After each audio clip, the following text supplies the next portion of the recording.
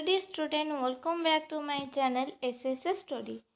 आज आम षष्ठ श्रेणी अर्धवार्षिक परीक्षार क्वेश्चन डिस्कसन करवा। पिलेटा 50 मार्क। प्रथमे तुम ये ना लिख तुमर, तापर रोल नंबर, तारीख, विद्यालय, ब्लॉक, जिला। यहाँ तुम्हें जाच अलरेडी, तुमको किसी कहवा आवश्यक ना, तुम्हें बड़ पिला गलनी। चलो जाते क्वेश्चन आंसर डिस्कसन करवा। पिले प्रथम पिले अनुच्छेदटी को पिले पढ़। प्रत्येक प्रश्नर उत्तर लगी 1 मार्क। आम देशर नाम भारत। अरण्य भारतर सभ्यतार केन्द्र। पाश्चात्य देशर प्रभावशाली व्यक्ति माने अधिकांश सहर में लालित पालित नई मध्य सेमानक जीवनर कार्यक्षेत्र प्रायतः सहर। आउ भारतर महापुरुष माने मुनि ऋषि माने अरण्य को आपणा साधना और सिद्धिर स्थान रूपे निरूपण करथिले। बाल्यावस्थार भारतर संतान माने गुरुकुल आश्रम रही पाठ पढ़ुथिले। सेठारे सेमाने पाठ पढ़िबा सहित गो सेवा, गुरुंगर सेवा, वृक्षलता लगाइबा और तार जत्न नेबा, आश्रम रे हेउथिबा यज्ञ पई समित संग्रह करिबा, रोगींकर सेवा करिबा काम करुथिले। निज काम निजे करुथिले। वेद पुराण शास्त्र अध्ययन करिबा संगे संगे नीति शिक्षा मूलक गल्प मध्य शुणुथिले। आश्रम रे पाठ पढ़िबा सरीगला परे पुणी गृह को प्रत्यावर्तन करुथिले। ताले तुम लिखिबा कौन बड़ा पिले देख ना, प्रभावशाली व्यक्ति मानक जीवनर कार्यक्षेत्र केउंठी। आम ये देखिले कौन देख, प्रभावशाली व्यक्ति मानकर अधिकांश सहर में लालित पालित न हेले मध्य सेमानक जीवनर कार्य क्षेत्र प्रायतः सहर। ये लिखिदेव उत्तर। कौन बड़ा पिले देख ना, आम देशर मुनि ऋषि मानकर साधना सिद्धिर स्थान केउंठी थिला।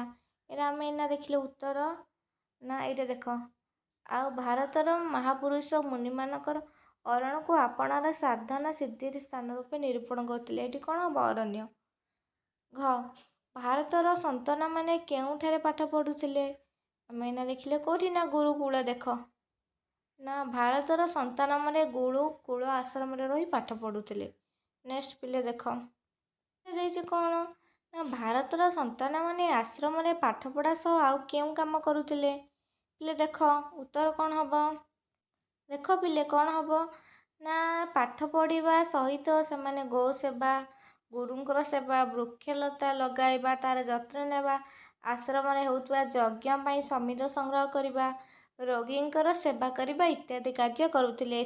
नेक्स्ट पिले देख ना, भारतीय सभ्यतार प्राण केन्द्र कौन थिला।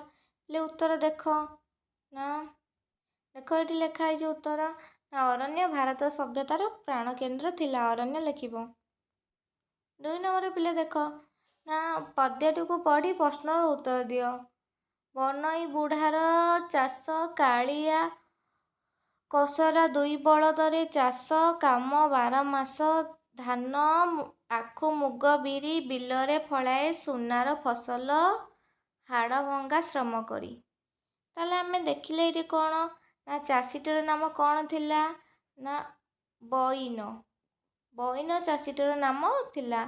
चाष काम 12 मास बोली कह जाइछि काहेकि कमे ना, ना 12 मासरे से विभिन्न चाष करि थाए, जपरी धान मुग बिरी।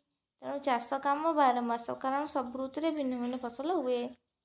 सुनार फसल कहले तुम्हें कौन बुझ ना, सुनार फसल कहले धान गहम इत्यादि पाचिगले स्वर्ण भलिया चक चक करती, तेणु फसल को सुनार फसल कह जाए। तापरे बलद 2 नाम कौन थिला कि रे ना, बलद 2 ना होची, जनक ना कालिया, जनक ना होची कसरा। बलद 2 ना कालिया और कसरा। 2 नंबर पद्यटी एका भली सुबुत शब्दक अछि, शून्य स्थान पूरण कर। चाष डैश दिया बिरी, बिरी लिखा है डैश दिया। कौन लिखा पिले लिखा मुग है। तापर 3 नंबर कौन देइछि ना, निम्नलिखित प्रश्नर उत्तर दियो पिले हैला। देइछि तुमर ज्ञान परिपक्व हेले देश पई काम करिया को शक्ति पाइबो। एकथा किए काहाकू केउ प्रसंग रे कहिसंदी। पिले सबुर उत्तर जदि सठिक भाव में जानिया को चाहुछ तेज मत बहुत सारा कमेंट कर, मु तार समस्त उत्तर कहीदेवी हैला। पिले कमेंट कर। କାରଣ କମେଣ୍ଟ କଲେ ମୋତେ ନୂଆ ନୂଆ ଭିଡ଼ିଓ ଅପଲୋଡ଼ କରିବା ପାଇଁ ମୋଟିଭେସନ୍ ମିଳିବ। 9 ନମ୍ବରଟା ପିଲା ଦେଖ, ଜନ୍ମଭୂମି ଜନନୀ ସହିତ ସମାନ ବୋଲି କାହିଁକି କୁହାଯାଇଛି? ଏଇ ଦୁଇଟାଙ୍କ ଉତ୍ତର ଯଦି ତୁମେ ପାଇବାକୁ ଚାହୁଁଛ ତେବେ ମୋତେ ବହୁତ ସାରା କମେଣ୍ଟ କର। ଦେଖ ପିଲେ 4 ନମ୍ବର, ଆବଶ୍ୟକ ସ୍ଥଳେ ବିରାମଚିହ୍ନ ଦିଅ, ମାନେ କେଉଁଠି କମା ପୂର୍ଣ୍ଣଚ୍ଛେଦ ଲାଗିବ ସେଇଠି ଦବ। ହେଲା, ମଣିଷ ଜୀବନ ଯେତେ କାମ ଅଛି, ଘାସ କଟା ଠାରୁ ଘୋଡ଼ା ଚଢ଼ା ପର୍ଯ୍ୟନ୍ତ ସବୁ ବିଜ୍ଞାନ ଛାଞ୍ଚରେ ପିଲେ ଏଇଟା କୋଶ୍ଚିନ୍ଟା ଟିକେ ଦିଆଯାଇଛି ପାଖରେ ଗୋଟେ କମା ଦେବ। ହେଲା, ମାନେ ପୂର୍ଣ୍ଣଚ୍ଛେଦ। ହେଲା, ପ୍ରତ୍ୟେକ କାର୍ଯ୍ୟର ମୂଳ ଅଛି, ତେଣୁ ଯେ ଘାସ କାଟୁଛି ଲୋକ ତାକୁ ବି ପ୍ରଶଂସା କରି କୁହନ୍ତି ସେ ତ ବଢ଼ିଆ ଘାସ କଟାଳି। ଏମିତି ଯେଉଁଠି କମା ପୂର୍ଣ୍ଣଚ୍ଛେଦ ଦେବା କଥା ସେଇଠି ତୁମେ ଦେବ। ହେଲା, ମୁଁ କରିଦେଲି, ଯେଉଁଠି ଗାର ଦେଇଛି ସେଇଠି ତୁମେ ଦେବ। ହେଲା, 5 ନମ୍ବର ପିଲେ ସରଳ ଭାଷାରେ ବୁଝାଇ ଲେଖ। ମହିମଣ୍ଡଳ ଦୁଃଖ ଚାହିଁ ଜଳ ଛାଡ଼ିଲା ତୋଷ ହୋଇ। ଏଇଟା ତୁମେ ଟେଷ୍ଟ ପେପର୍ ଲେଖିଦେବ, ନହେଲେ ମୋତେ ଯଦି କମେଣ୍ଟ କରିବ ତାହେଲେ ତୁମକୁ ମୁଁ ଲେଖିକି ଅପଲୋଡ଼ କରିବି। ହେଲା, କମ୍ୟୁନିଟି ପୋଷ୍ଟରେ। ତାହେଲେ ଦେଖି ପିଲେ କହିଲ ଏଇଠି ଗଦ୍ୟ ରୂପ ଲେଖ। ମୂର୍ଚ୍ଛନା ମୂର୍ଚ୍ଛନା, ବିପରୀତ ଶବ୍ଦ ଲେଖ।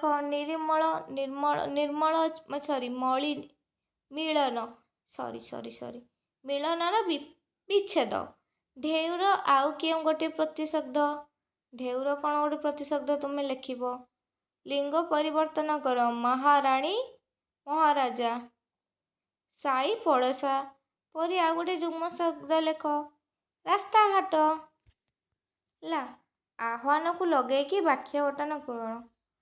ଆମେ ସମସ୍ତେ ସ୍ୱଚ୍ଛ ଭାରତ ଗଢ଼ିବା ପାଇଁ ଆମ ଦେଶର ପ୍ରଧାନମନ୍ତ୍ରୀ ଦେଶବାସୀଙ୍କୁ ଆହ୍ୱାନ ଜଣାଇଲେ। 2 ମାର୍କ, ତେଣୁ ବଡ଼ଟେ ଲେଖିବ। ହେଲା, ନିଶାମୁଖର ଅର୍ଥ କ'ଣ? ଆମେ ଠିକ୍ ମାରିବା। ସକାଳ, ଅପରାହ୍ନ, ସନ୍ଧ୍ୟାବେଳ, ରାତି। ନିଶାମୁଖ ହେଉଛି କ'ଣ କିରେ ପିଲେ? ନିଶାମୁଖ ହେଉଛି 7 ନମ୍ବର ବୃକ୍ଷରୋପଣ ସମ୍ପର୍କରେ ତୁମେ ଲେଖିବ ଯାହା ଜାଣିଛ। ହେଲା ପିଲେ,